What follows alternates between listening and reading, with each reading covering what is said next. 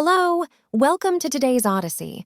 Today we're looking at the roots of post-traumatic stress disorder, or PTSD, a memory that cannot be controlled. They're different from normal memories because these memories don't seem like memories. What I mean is, a traumatic memory can intrude on everyday activity. They feel like pieces of past events that take over the current moment. The person experiencing this goes through a high level of emotional stress, affecting how the brain encodes the information. And there are certain things that activate these reactions, which we'll get to later in this video. Many years of treating veterans and assault survivors have shown that traumatic memories work differently than normal memories.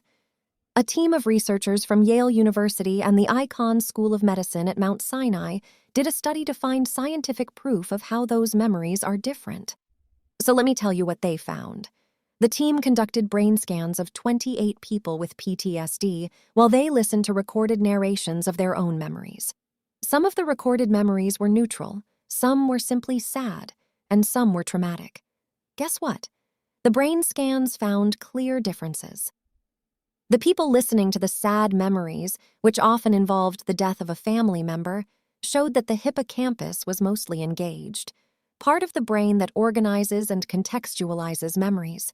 When the same people listened to their traumatic memories of assaults, fires, school shootings, and terrorist attacks, the hippocampus was not involved.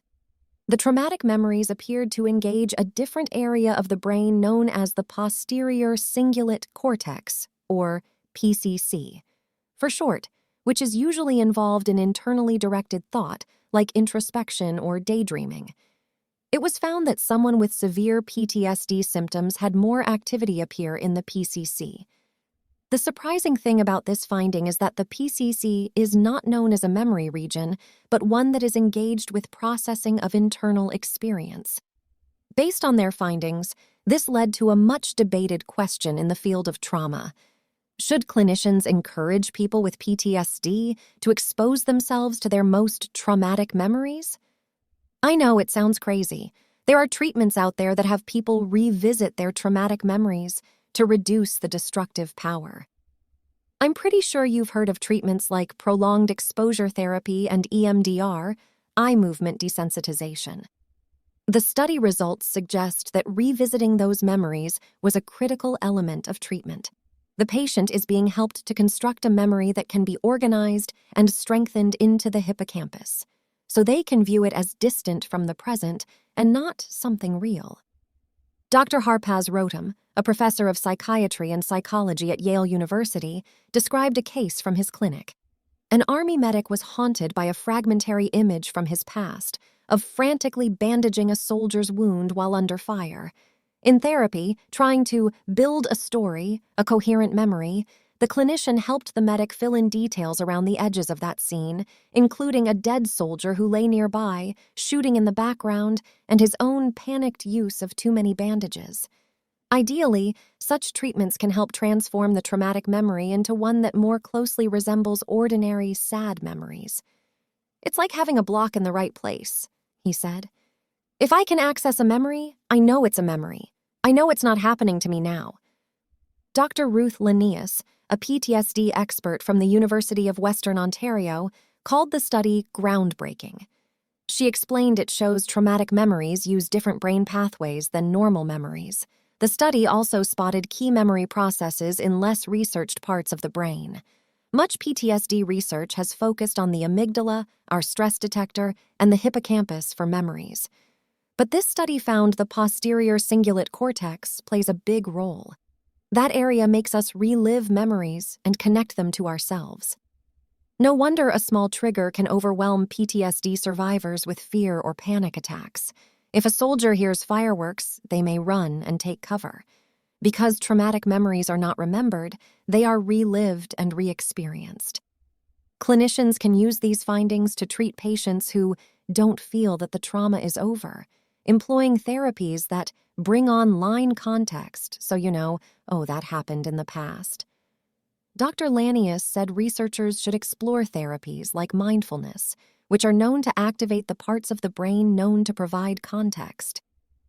Brian Marx works at the National Center for PTSD, but didn't take part in the study. He said proving there are biological markers for PTSD would be a huge scientific step forward.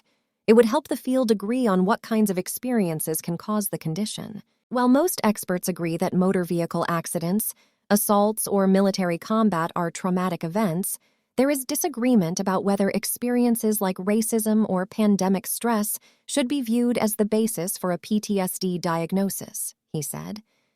It is one of the foundational questions of the field, he said. It is a debate we still wrestle with because we don't have an answer for it.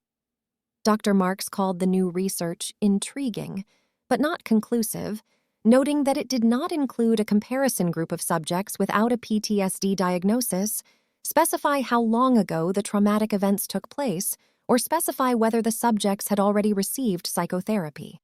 And he said it was not likely to settle debates over whether PTSD treatments should include exposure to traumatic memories, since literature on treatment outcomes show that responses are highly individualized.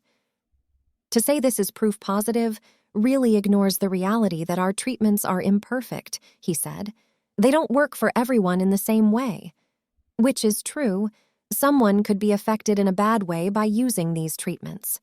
In fact, people with PTSD could get worse results if the treatment was not appropriate for the type or severity of PTSD the person had. And that's why you should always consult with a qualified and experienced mental health professional before starting any treatment for PTSD.